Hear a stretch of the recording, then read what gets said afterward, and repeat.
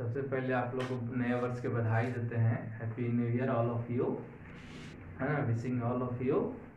तो आप Jitendra Kumar जीप्रो J5 channel पर देख रहे हैं क्लास 12 का फिजिक्स के माध्यम से। तो हैप्पी न्यू ईयर 2023। आप सब लोगों को अच्छा से 2023 बीते। और आज ये फर्स्ट वीडियो शूट हो रहा है, तो हम लोग 2023 में अच्छे से वर्क करना है। आप लोग को भी अच्छे से काम करना, अपना पढ़ाई के प्रति ध्यान देना है। तो आज हम लोग टॉपिक स्टार्ट करने वाले हैं मैग्नेटिक फील्ड के बारे में। क्लास 12 का फिजिक्स में हम लोग क्रैश कोर्स जैसे चला रहे हैं। तो आज हम लोग यूनिट 3 शुरू करेंगे। यूनिट 3। तो यूनिट 3 में आपको एक टॉपिक है बायोट-सावर्त लॉ, मैग्नेटिक फील्ड के बारे में इसमें चर्चा किए हैं। तो आइए हम लोग स्टार्ट करते हैं सिलेबस का यूनिट 3। आज हम लोग स्टडी करेंगे बायोट-सावर्त लॉ या लाप्लेस लॉ। ये क्या है,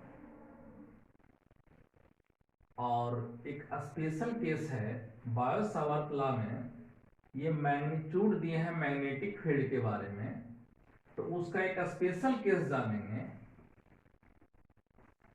at the centre of circular coil of n turns carrying current I, एक केस ये जानेंगे। और एक केस हम लोग निकालेंगे मैग्नेटिक फील्ड कहां पर, at a distance x metre from the centre of a circular coil of n turns and a meter radius carrying current I ampere।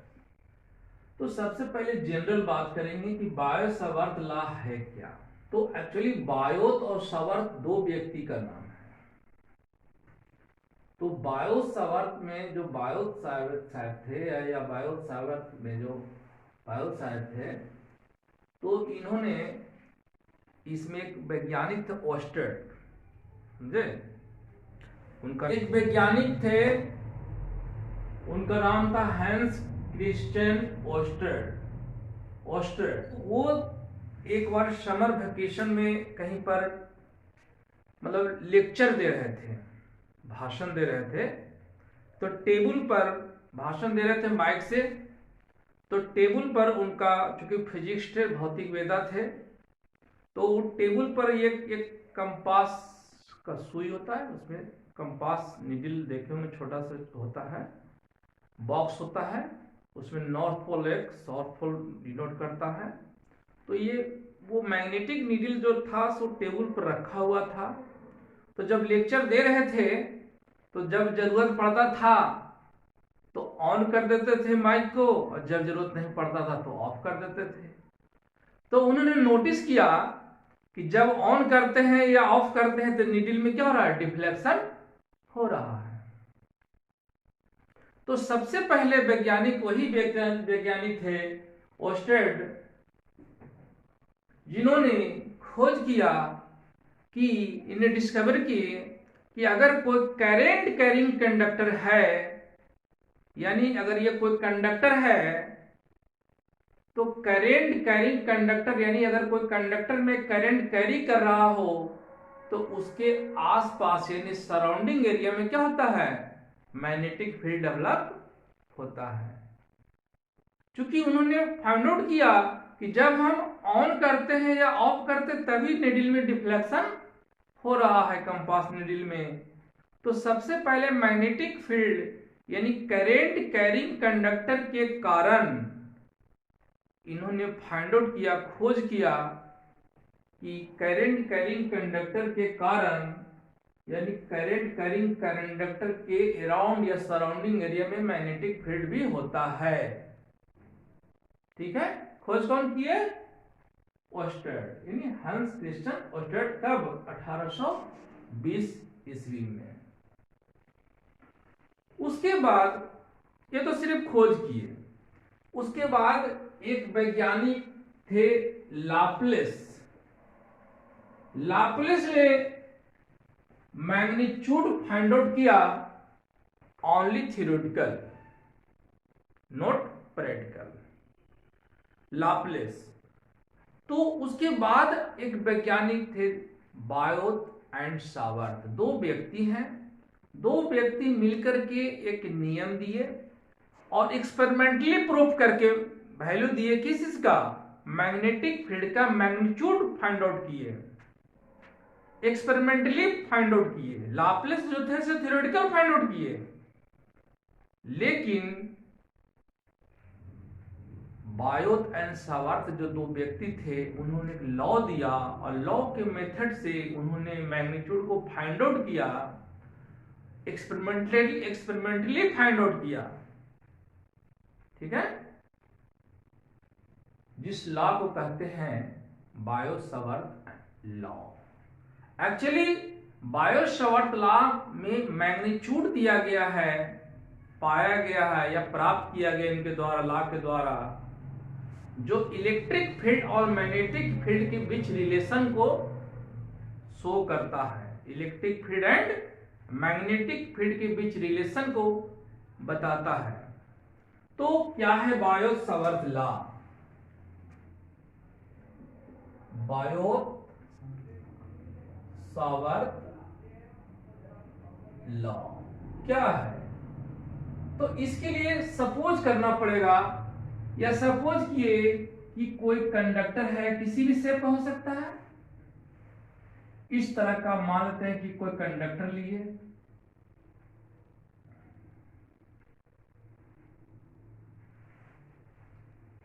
Straight भी हो सकता है, सर्कुलर भी हो सकता है, किसी भी तरह का शेप का हो सकता है। एक छोटा सा सेगमेंट लिए एक्स वाई, एक कंडक्टर है, ठीक है, इसमें करंट कितना फ्लो कर रहा है मान लेते हैं आई,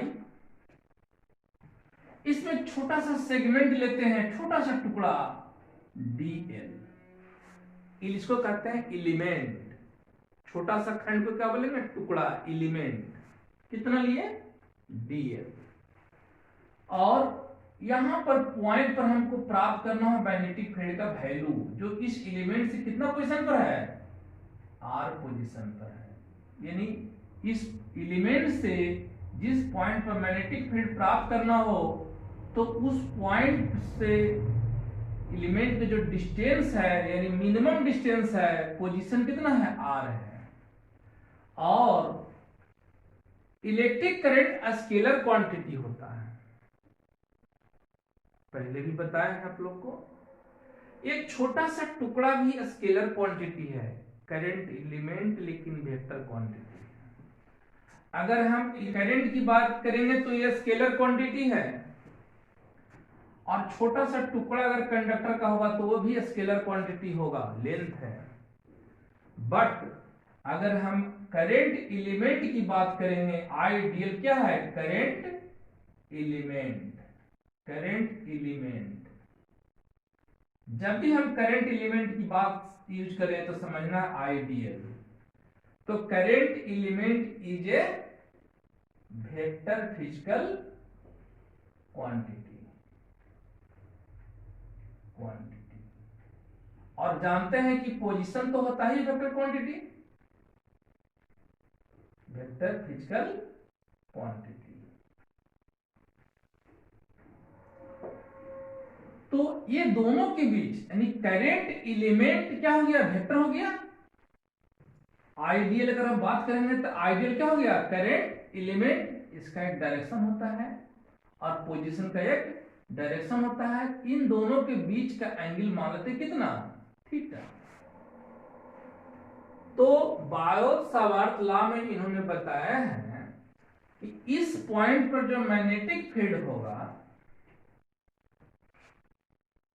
उसका अमाउंट में, अगर कंडक्टर होगा तो यहां मैग्नेटिक फील्ड भी स्मॉल अमाउंट में होगा। तो इन्होंने बताया according to Biot Savart law, magnitude of magnetic field is directly proportional to electric current. Magnitude of magnetic field is directly proportional to element, length of element. Magnetic field is directly proportional to sin theta. Here theta is the angle between current element and position vector and magnetic field is directly proportional to R square 1/r²। और ये भी कह सकते हैं कि magnetic field is inversely proportional to square of minimum distance between current element and point, that point at which magnetic field we find। तो ये चारों को मिला करके ये कंबाइंडली इन्होंने लिखा B is directly proportional to IDL sin theta by RS square। और जब ये प्रोपोर्शनलिटी हटता है तो क्या लगता है? कांस्टेंट। तो कांस्टेंट रख दिया गया mu by 4 pi into I DL sine theta by R S square. इसको ये क्या है? म्यू बाई 4 पाई क्या है? प्रोपोर्शनलिटी कांस्टेंट है और इसका एक वैल्यू होता है। इसको आप ऐसे भी लिख सकते हैं mu naught into mu R by 4 pi into I D L sine theta by R S square. ठीक है, इसको और भी तरह से लिख सकते हैं आप। इसको लिख सकते हैं बी इसका टू लिख सकते हैं क्या? Mu naught by 4 pi into I D L sine theta by are square. कब? फॉर एयर और वैक्यूम मीडियम, फॉर एयर और vacuum medium, vacuum medium because mu R का वैल्यू होता है कितना? 1। किसके लिए? फॉर एयर और वैक्यूम। यहां पर म्यू आर क्या है? परमेबिलिटी है। आपने इलेक्ट्रोस्टैट में आप लोग पढ़े होंगे, वहां पर परमिटिविटी था, यहां पर क्या है? परमिएबिलिटी है। इलेक्ट्रिक फील्ड भी मीडियम पर डिपेंड करता है, मैग्नेटिक फील्ड भी मीडियम पर डिपेंड करता है। वहां भी प्रोपोर्शनलिटी कांस्टेंट था जब कूलम्स लॉ पढ़े थे, यहां भी प्रोपोर्शनलिटी कांस्टेंट है। फर्क है कि कूलम्स में क्या था? 1/4 पाई एप्सिलॉन था, यहां पर mu by 4 pi proportionality constant है। आगे के में बताएंगे कि इलेक्ट्रिक फील्ड और मैग्नेटिक फील्ड में क्या समानताएं हैं, यानी क्या क्या सिमिलरिटी है, क्या क्या डिसिमिलरिटी है। एक हम अलग से वीडियो बनाएंगे, इसके बाद एक बताएंगे कि ग्रेविटेशनल फील्ड, इलेक्ट्रिक फील्ड और मैग्नेटिक फील्ड, इन तीनों में क्या रिलेशन है, क्या समानताएं हैं और क्या डिसिमिलरिटीज है। ये एक निचोड़ वीडियो हम 5-10 मिनट का बनाएंगे, तो उसको देखिएगा। तो ये चीज हुआ, इसका एक वैल्यू होता है। ठीक है, इसका वैल्यू कितना होता है? b इक्वल होता है 10⁻⁷ I DL sine theta by R S square. यानी म्यू नॉट बाई 4 पाई का वैल्यू कितना होता है? 10⁻⁷। और क्या लिखिएगा? इसका होगा क्या? मैग्नेटिक फील्ड का मैग्नीट्यूड ये प्राप्त हो गया आपको। मेन आपको ये याद रखना है। ये हुआ स्केलर फॉर्म में, ये हुआ स्केलर फॉर्म में। ठीक है, म्यू नॉट बाई 4 पाई का वैल्यू होता है 10⁻⁷ टेस्ला मीटर पर एम्पियर, टेस्ला मीटर पर एम्पियर। इसको याद रखिएगा आप लोग। तो ये हुआ मैग्नेटिक फील्ड का वैल्यू। मैग्नेटिक फील्ड का वैल्यू आया ये सिर्फ मैग्नीट्यूड, लेकिन अगर वेक्टर फॉर्म में लिखना हो तब कैसे लिखिएगा? उसके लिए देखिए इस तरह से लिखिएगा, क्योंकि मैग्नेटिक फील्ड वेक्टर क्वांटिटी है। तो अगर वेक्टर फॉर्म लिखना हो तो कैसे लिखिएगा? म्यू नॉट बाई 4 पाई लिखिएगा I D L cross by R cube. ये क्या हुआ? वेक्टर फॉर्म में है। क्या ये वेक्टर फॉर्म में है? यहां पर क्या है? Current element and position vector का क्या है? क्रॉस प्रोडक्ट है। यानी कि मैग्नेटिक फील्ड का डायरेक्शन किधर होता है? मैग्नेटिक फील्ड का डायरेक्शन यहाँ पर किधर होगा, तो उसके लिए एक रूल है, स्पेशल रूल है, right hand thumb rule, right hand thumb rule, समझे। तो उसके लिए स्पेशल है, ये एक्चुअली क्रॉस प्रोडक्ट होता है। इतना भी दिमाग में रखिए कि मैग्नेटिक फील्ड का जो डायरेक्शन होता है वह हमेशा पोजीशन वेक्टर के परपेंडिकुलर होता है या करंट एलिमेंट के परपेंडिकुलर होता है। Either magnetic direction of magnetic field is always perpendicular to position vector और current element। अपवर्ड होगा डाउनवर्ड होगा ये कोई मैटर नहीं है, लेकिन हमेशा क्या होगा, परपेंडिकुलर होगा। उसको डिनोट कैसे करेंगे, तो डिनोट करने का तरीका बताते हैं। देखिए, अगर मान लेते हैं कि इसको राइट हैंड थंब रूल ये कहते हैं कि इसको पकड़ने का प्रयास कीजिए, क्या कीजिए, कंडक्टर ऐसे हैं, इसको पकड़ने का प्रयास कीजिए, तो जहां पर इन कर रहा हो ये हमेशा यूनिवर्सल है, चाहे इलेक्ट्रिक फील्ड की दर्शाना हो या मैग्नेटिक फील्ड को दर्शाना हो, किस पर, प्लेन पेपर पर या बोर्ड पर। तो समझने की आसानी के लिए आपको एक चीज जान लीजिए कि अगर कहीं पर डॉट दिया हुआ हो, क्या दिया हुआ, डॉट, तो डॉट दिया हुआ तो मन में डॉट नहीं रखना है, इसको समझना कि डॉट किस लिए दिया हुआ है। तो आप एरो देखे होंगे, तीर देखे होंगे, ये तीर नहीं तो मार्कर है, तीर देखे होंगे, जो धनुष वाला जो तीर होता है, एरो जिसको इंग्लिश में कहते हैं, तो एरो का अगला पॉइंट कैसा होता है, अगला पोर्शन पॉइंटेड होता है ना, और पिछला कैसा होता है, फीदर नुमा होता है, पंख नुमा होता है। तो ये जो देखिए ये तीर जो होता है एरो, इस तरह से देखिए,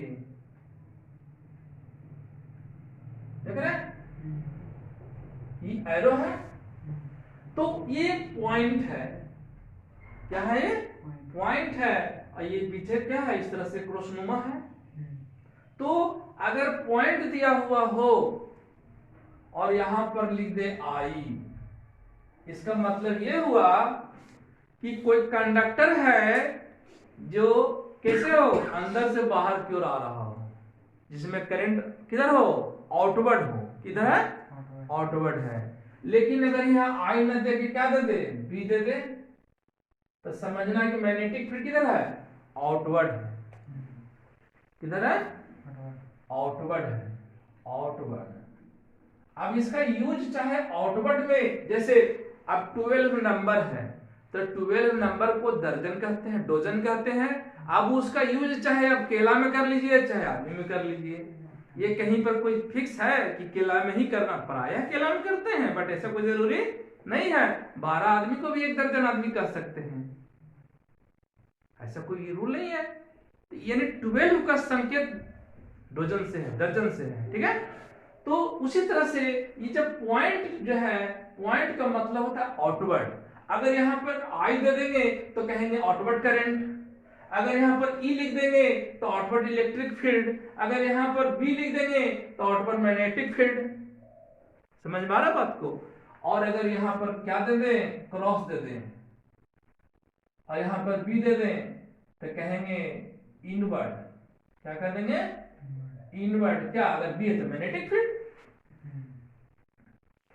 क्लियर, कंफ्यूजन नहीं होना चाहिए सब चीज। मैग्नेटिक फील्ड का इक्वल टू क्या होता है, mu naught by 4 pi into I DL cross R vector by R3, है ना। और अगर यूनिट वेक्टर के फॉर्म में, ये वेक्टर फॉर्म में हुआ, लेकिन मीडियम किसके लिए, एयर या वैक्यूम। लेकिन अगर इसको हम जनरल हुआ, लेकिन यूनिट वेक्टर के फॉर्म में भी लिख सकते हैं इसको, कैसे, mu naught by 4 pi I DL sine theta by are square into N cap, into N cap. यहां एन कैप क्या है, here N cap is the any one unit vector, unit vector. So so direction of किसका, direction of magnetic field. ठीक है, तो actually मुख्य रूप से ये फोकस हुए हैं bio Savart law magnetic field के मैग्नीट्यूड के लिए।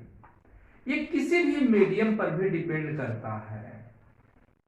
ठीक है, मैग्नेटिक फील्ड का वैल्यू मीडियम पर भी डिपेंड करता है। तो अगर पूछे कि मैग्नेटिक बायो सावर्त लॉ क्या है, तो बोलिएगा कि बायो सावर्त लॉ जो दिए हैं वह इलेक्ट्रिक फील्ड और मैग्नेटिक फील्ड के बीच में रिलेशन दिए हैं, रिलेशन फाइंड आउट किए हैं, और इन्होंने मैग्नीट्यूड को फाइंड आउट किए हैं। SI unit of magnetic field, SI unit of magnetic field को डिनोट करते हैं कैपिटल बी से। क्या होता है, टेस्ला। क्या होता है, टेस्ला। इसको कैपिटल टी से डिनोट करेंगे अगर सिंगल लेटर का यूज करेंगे तब। ये टेस्ला काफी बड़ा यूनिट होता है। अब पूछेगा कि सीजीएस यूनिट क्या होता है, पूछ सकता है कि सीजीएस यूनिट क्या होगा, किस चीज का, मैग्नेटिक फील्ड का। तो क्या होता है, गॉस। क्या होता है, गॉस। अब पूछेगा कि गॉस और टेस्ला में क्या रिलेशन है ना। तो क्योंकि टेस्ला काफी बड़ा यूनिट होता है और गॉस सीजीएस से तो छोटा होगा, तो आखिर क्या रिलेशन है बताइए। पूछ सकेगा कि 1 टेस्ला इक्वल टू क्या होगा, या 1 गॉस इक्वल टू क्या होगा, दोनों तरह से पूछ सकता है। तो 1 गॉस इक्वल टू होता है, 1 गॉस इक्वल टू होता है 10⁻⁻⁴ टेस्ला। ठीक है, इसको ऐसे भी लिख सकते हैं 1 गॉस इक्वल टू 10⁻⁴ टेस्ला को कैपिटल टी भी लिख दीजिए। ठीक है, और ऐसे भी दे सकता है कि 1 टेस्ला इक्वल टू क्या होगा, क्या 1 टेस्ला इक्वल टू क्या होगा, तब क्या कहिएगा 10 क्या लिखिएगा 1 टेस्ला इक्वल टू पूछेगा तब कितना गॉस लिखिएगा 10⁴ गॉस। ऐसे भी पूछ दे सकता ऑब्जेक्टिव में। देख रहे हैं 1 टेस्ला इक्वल टू 10⁴ गॉस है, यानी गॉस से काफी 10⁴ टाइम्स है, यानी टेस्ला काफी बड़ा यूनिट होता है। ये ध्यान रखना है। मैग्नेटिक फील्ड का मैग्नीट्यूड एक छोटे से सेगमेंट के कारण, जिसका लंबाई कितना था, करंट एलिमेंट कितना था, आइडियल था, पोजीशन कितना था, आर था, दोनों के बीच एंगल कितना था, थीटा था, समझे। और उस पॉइंट पर क्या निकाले, मैग्नेटिक फील्ड का वैल्यू निकाले, है ना। अब हम लोग बात करेंगे, जो अभी बात करने वाले हैं, कि मान लेते हैं कि कोई कंडक्टर क्या हो, एक सर्कुलर हो।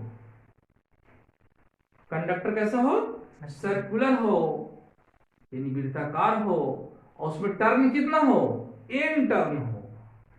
एन टर्न मैंने इसमें लपेटा क्या हो, एन हो, और उसमें करंट कितना पास कर रहा हो, आई पास कर रहा हो। तो उसके सेंटर पर कितना होगा, किस चीज का वैल्यू, मैग्नेटिक फील्ड का वैल्यू। एक ये भी होगा कि अगर मान लेते कोई टर्न है, इस तरह से सर्कुलर टर्न है, और सर्कुलर टर्न के सेंटर से पास कर रहा है कोई एक्सिस, इस पॉइंट पर मैग्नेटिक फील्ड का वैल्यू कितना होगा, समझे। तो दो हम लोग केस, तीसरे में पहले हम लोग जनरल केस पढ़ लेते हैं। जनरल केस निकालने से क्या होगा कि स्पेशल केस दोनों आ जाएगा। सपोज करके चल रहे हैं हम लोग, ध्यान दीजिएगा, हम लोग सपोज करके चल रहे हैं, ये करंट कैरिंग जो लूप है, ये क्वाइल जो है, जिसमें नंबर ऑफ टर्न n है, जिसका सेंटर O है, और इसका रेडियस लूप का कितना है, R है। इस क्वाइल में स्टेडी करंट फ्लो कर रहा है I, यानी एक समान करंट फ्लो हो रहा है I, और वह जिस एक्सिस पर अवस्थित है उस सेंटर से लूप का जो पॉइंट है एक्सियल पोजीशन कितना है पॉइंट का x डिस्टेंस पर है, जहां पर हमें फाइंड आउट करना है मैग्नेटिक फील्ड का मैग्नीट्यूड। और एक एलिमेंट ले रहे हैं dl यानी करेंट एलिमेंट idl जो है, और ये पोजीशन कितना है p पॉइंट के बीच, यहां से यहां तक r पोजीशन है। तो आपको मान रहे हैं कि यहाँ पर मैग्नेटिक फील्ड कितना है dB है, कितना है dB है। dB क्यों मान रहे हैं बताइए, dB हम इसीलिए मान रहे हैं क्योंकि छोटा सा एलिमेंट है। सर बात को, जब छोटा सा एलिमेंट होगा तो मैग्नेटिक फील्ड भी तो छोटा सा होगा।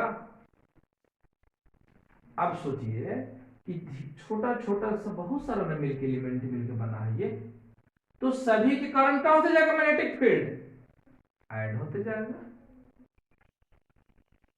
सभी कारण क्या होगा ऐड होते जाएगा। एक के कारण पहले निकाल के देखिए। अभी मैं बताया इसके थोड़ा सा पहले कि मैग्नेटिक फील्ड का जो डायरेक्शन होता है वह हमेशा इस पोजीशन वेक्टर करंट एलिमेंट के पोजीशन डायरेक्शन के क्या होता है परपेंडिकुलर होता है। जैसे ऐसे सपोज कर लीजिए कि मान लेते हैं ये करंट एलिमेंट ऐसे है, ठीक है, अब पोजीशन वेक्टर मान लेते हैं कि ऐसे है, तो यहां पर जो मैग्नेटिक फील्ड का डायरेक्शन या तो अपवर्ड होगा या तो अपवर्ड होगा या तो डाउनवर्ड होगा। इन दोनों के बीच एंगल कुछ भी हो सकता है, मान जीरो भी हो सकता है, जीरो होगा तो मैग्नेटिक फील्ड का वैल्यू नहीं होगा। लेकिन मान ली 30 डिग्री हो, 45 डिग्री हो, 90 डिग्री हो, यानी करंट एलिमेंट और ये पोजीशन वेक्टर के बीच एंगल कुछ भी क्यों ना हो, बट मैग्नेटिक फील्ड का जो डायरेक्शन होगा इसका या दोनों में किसी एक का या दोनों का, या तो अपवर्ड होगा या तो डाउनवर्ड होगा, लेकिन हमेशा परपेंडिकुलर होगा, यानी 90 डिग्री बनाएगा। किसके साथ, पोजीशन वेक्टर के साथ या करंट एलिमेंट के साथ। ये बात हमेशा दिमाग में रखना है, ठीक है। तो अब देखिए, मान लेते करंट एलिमेंट की डायरेक्शन ऐसे है, अब पोजीशन किधर है, तो एंगल मान लेते हैं कितना हो, मान लेते हैं 90 डिग्री है।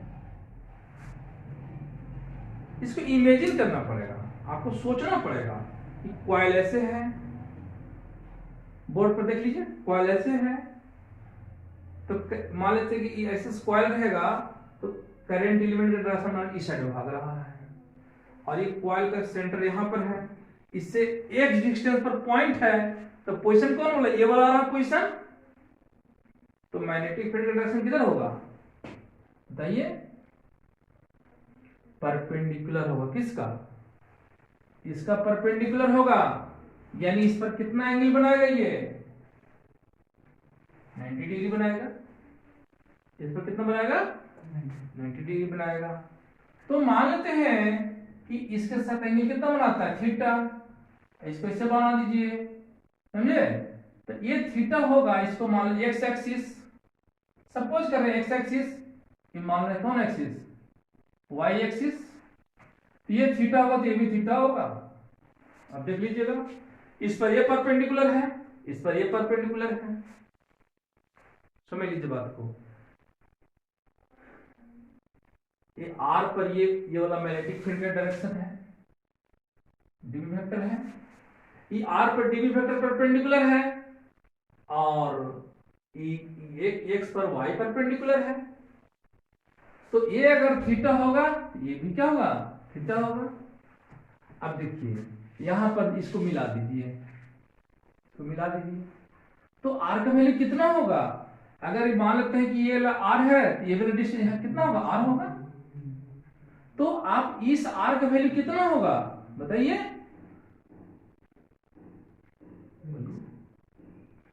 कितना होगा। अगर cos थीटा की बात करें तो कितना होगा, cos थीटा इक्वल टू कितना होता है बोलिए, cos थीटा इक्वल टू होगा, ये थीटा है ना, अगर तो थीटा है तो इधर कितना होगा db cos थीटा, आई होगा db sin dB sine theta, dB sine theta. ठीक है, आप सोचिए कि जब इधर है तो यहाँ पर जब जिस डायरेक्शन होगा तो इसका डायरेक्शन यहाँ पर क्या होगा, जस्ट अपोजिट होगा ना। थोड़ा सा इमेजिन कीजिए, ये अगर सर्कुलर कॉइल है, अगर इसका डायरेक्शन यहाँ पर इधर होगा इस साइड में, तो नीचे किधर होगा, इस साइड में होगा। तो अगर यहाँ पर मैग्नेटिक फील्ड इस साइड में है इसके कारण, तो यहाँ वाला कारण किधर होगा, इस साइड में होगा। डीबी वेक्टर होगा, इसका अलग वैल्यू होगा, ये डीबी होगा, ये डीबी डैश का मान रहे हैं इसको, क्यों, क्योंकि इसका डायरेक्शन अलग है, इसका डायरेक्शन अलग है, लेकिन ये भी थीटा ही मान, थीटा ही होगा। तो इधर होगा डीबी कॉस थीटा, इधर होगा डीबी साइन थीटा। तो ये साइन थीटा एक दूसरे को कर देगा, क्या कर देगा, कैंसिल कर देगा। तो हर छोटे छोटे सेगमेंट का एक जस्ट अपोजिट सेगमेंट है। ये जो आइडियल देख रहे हैं छोटे छोटे बहुत सारे पोर्शन में तोड़ दीजिए। ये 2 पाई आर जो होगा, इसका सर्कमफेरेंस कितना होगा, 2 पाई आर। तो 2 पाई आर को बहुत छोटे छोटे 10⁻�0 यानी बहुत छोटे छोटे पार्ट्स में अगर तोड़ देते हैं तो हर पार्ट्स का एक अपोजिट पार्ट भी तो होगा। जैसे इस पार्ट का एक अपोजिट पार्ट यहाँ है, इस पार्ट का एक अपोजिट पार्ट यहाँ है, तो सभी क्या, यानी एक पॉइंट के कारण जो यहाँ पर आ रहा है हॉरिजॉन्टल कंपोनेंट, वर्टिकल कंपोनेंट, तो इसके जस्ट अपोजिट वाला का वर्टिकल कंपोनेंट नीचे होगा। तो एक दूसरे को वर्टिकल कंपोनेंट क्या करते जाएगा, इस सर्कुलर कॉइल के हर पॉइंट का एक जस्ट अपोजिट पॉइंट है, तो सभी का वर्टिकल कंपोनेंट क्या करेगा, एक दूसरे को cancel to each other, but horizontal component added to each other. Horizontal component में क्या होता जाएगा कि सभी का वैल्यू क्या होता जाएगा, ऐड होता जाएगा, बट वर्टिकल कंपोनेंट क्या कर देगा, जैसे इसका क्या हो जाएगा, इसका जो हो जाएगा डीबी डैश साइन थीटा। और यहां पर ध्यान देंगे कि डीबी का जो मैग्नीट्यूड होगा वह डीबी डैश के db1 के क्या होगा, बराबर होगा। क्यों बराबर होगा, क्योंकि करंट जितना यहाँ है, करंट जितना यहाँ है, डीएल उतना ही ले रहे हैं, डीएल इतना ही ले रहे हैं, आर का मैग्नीट्यूड उतना ही होगा, आर का मैग्नीट्यूड नहीं होगा। तो ये दोनों का डीबी का और डीबी का मैग्नीट्यूड और db1 का मैग्नीट्यूड, दोनों का मैग्नीट्यूड सेम होगा, सिर्फ डायरेक्शन अलग अलग होगा। इसीलिए ये वाला क्या कर देगा, ये वाला वैल्यू क्या कर देगा, इसको कैंसिल कर देगा, एक दूसरे को कैंसिल कर देगा। ये कहीं इसको कैंसिल कर दिया, चाहे ये इसको कैंसिल कर दिया, तो टोटल वैल्यू कहाँ हो जाएगा, ऐड हो जाएगा। किसके कारण, इस पूरे कॉइल के कारण। कितना होगा, तो छोटा सा के कारण कितना हुआ बताइए, तो बताए मी नोट बटा 4 पाई होता है, वही ना होता है, और होता है आई डीएल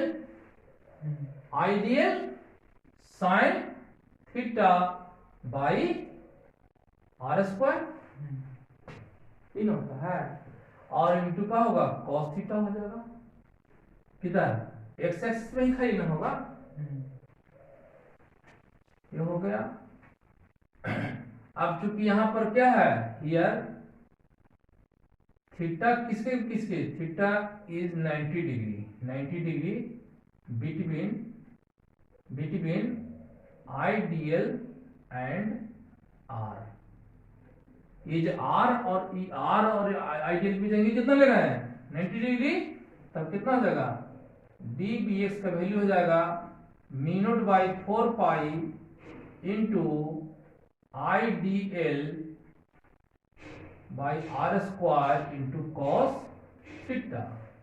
अब इसको टोटल के लिए निकालेंगे तो क्या करना पड़ेगा, इंटीग्रेट करना पड़ेगा, तो टोटल वैल्यू कितना आ जाएगा, बी आ जाएगा, बी एक्स हो जाएगा, और जो कांस्टेंट टर्म क्या कर लेंगे, बाहर कर लेंगे, निकाल लीजिए, बाहर कर दीजिए, mu naught by 4 pi, I constant है, cos थीटा भी कांस्टेंट होगा हर एलिमेंट हर जगह के लिए, आर स्क्वायर भी हर जगह के लिए हो जाएगा, किसका इंटीग्रेशन सिर्फ होगा, डीएल का इंटीग्रेशन होगा, समझे ना। तो बी एक्स का वैल्यू कितना हो जाएगा इसके बाद, तो mu naught by 4 pi into I, cos theta का वैल्यू कितना निकाले हैं बोलिए आर बाई आर, आर आ जाएगा नीचे, आर आ जाएगा नीचे, तो क्या हो जाएगा आर क्यू हो जाएगा। डीएल का इंटीग्रेशन कितना होगा 2 पाई आर हो जाएगा। अब देखिए ये देखना 2 पाई है, यहाँ कितना है 4 पाई है, काटे कितना हो जाएगा नीचे 2 नीचे आ जाएगा। और देखिए तो बी एक्स इक्वल टू कितना हो जाएगा mu naught by 2 I r square बटा आर क्यू। अब आर के वैल्यू निकाले हुए ना है यहाँ पर, पुट कर दीजिए आर के वैल्यू, पुट करिए बी एक्स इक्वल टू हो जाएगा म्यू नॉट बाई 2 इंटू हो जाएगा कितना आई आर स्क्वायर बटा हो जाएगा यहाँ पर आर क्यू ना है, कितना हो जाएगा x square plus are square और 3 से करेंगे तो 3 बटा 2 हो जाएगा, 3 बाई 2 हो जाएगा ना। ये वाला वैल्यू मेन वैल्यू याद रखिए। अब इसका स्पेशल केस खाली ध्यान रखना आपको, ये जनरल आ गया, क्या आ गया जनरल आ गया। स्पेशल केस पहला नंबर ऐसा हो सकता है कि इफ नंबर ऑफ टर्न कितना हो, number of turn is n, ठीक है, and x is equal to 0, that is at centre of किसका of coil, centre of coil. यानी अब यहां पर नहीं पूछ रहा, कहां पूछ रहा हूं, यहीं पे पूछ रहा हूं। x का वैल्यू 0 का मतलब क्या हो गया इस लूप के सेंटर पर, और टर्न कितना हो उसमें n हो। इसी फार्मूला से लाइए,